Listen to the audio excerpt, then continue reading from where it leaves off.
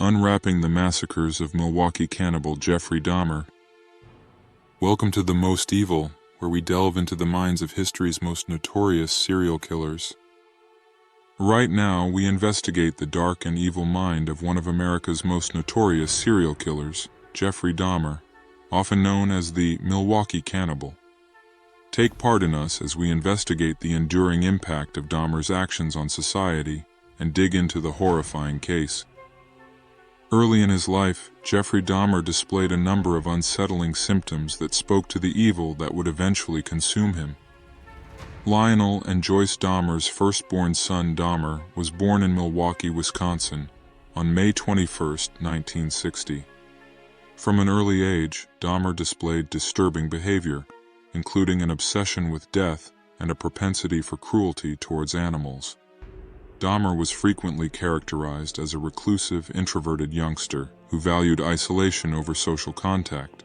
He found comfort in the companionship of dead animals, which he would dissect and experiment on in his backyard, as he failed to connect with the people around him.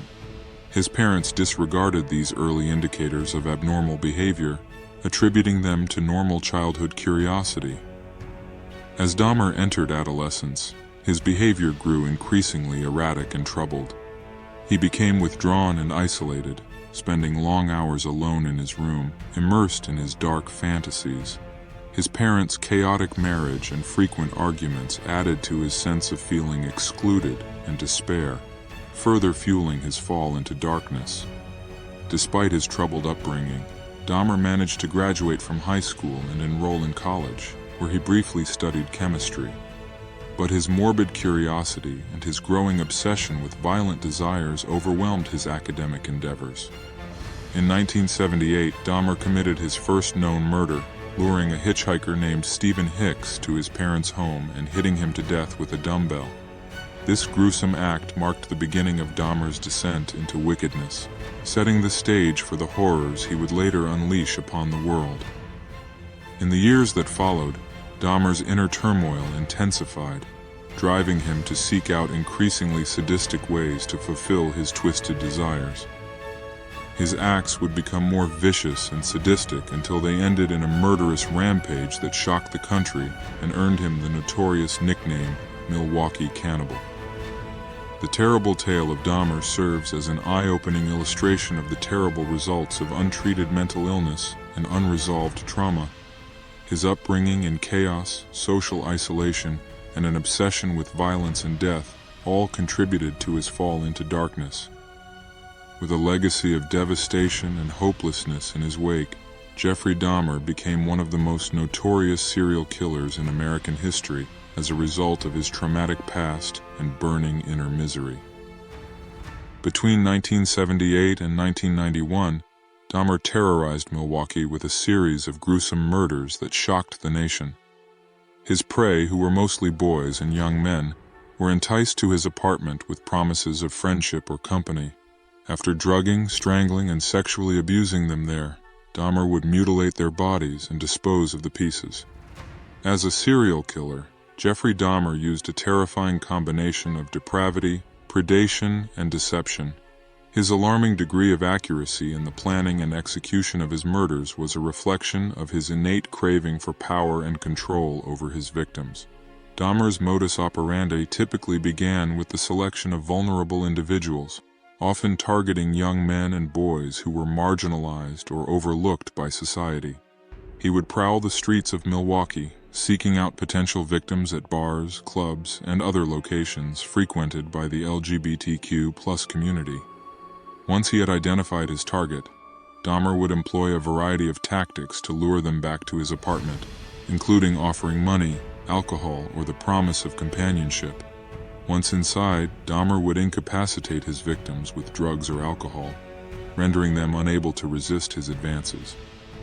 Once his victims were subdued, Dahmer would subject them to unspeakable acts of violence and degradation, including sexual assault, torture, and mutilation.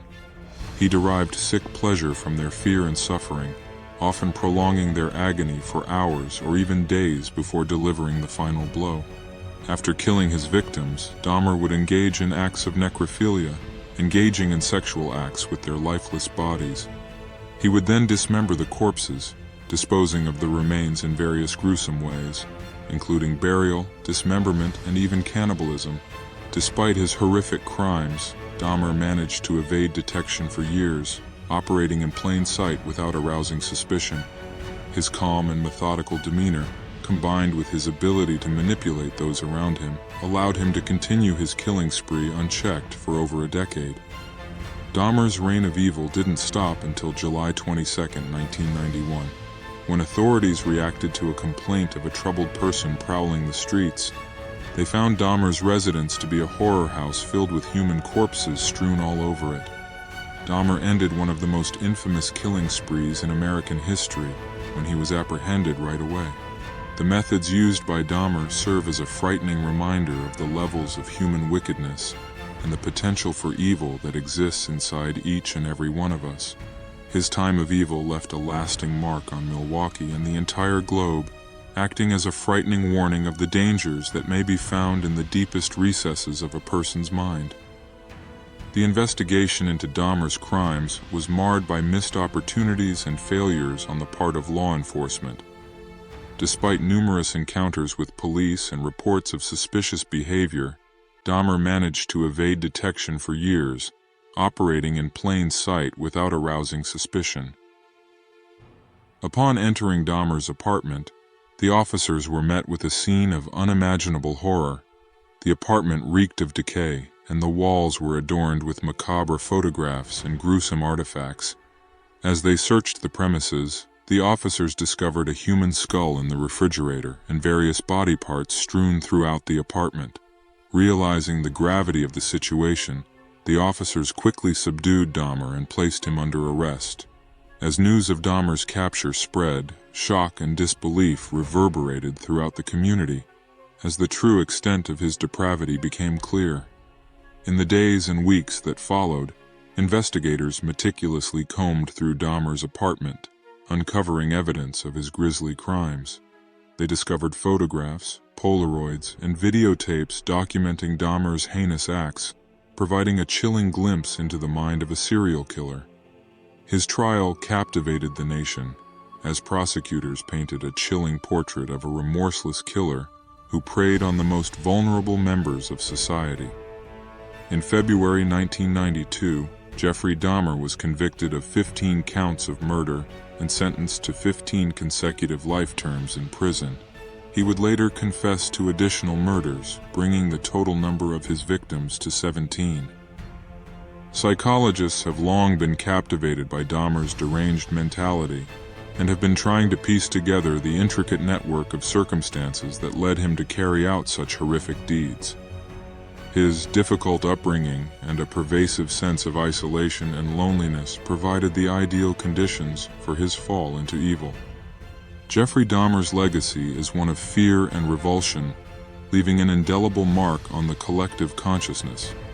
His crimes sparked widespread outrage and debate, prompting discussions about the nature of evil and the limits of human depravity. Even now, Dahmer's mass murder have a lasting effect on the lives of his victims and their families. Milwaukee and the entire globe were scarred by his reign of violence, which destroyed the delusion of safety and security. We're left feeling tremendously horrified and shocked as we wrap up our investigation into the murders and life of Jeffrey Dahmer. His story is a scary reminder of the evil that resides inside every one of us and the necessity of constantly being on the lookout for bad forces. If you found this video insightful, don't forget to like, share, and subscribe to our channel for more content on true crime and psychological analysis. Remember to stay vigilant, and until next time, stay safe.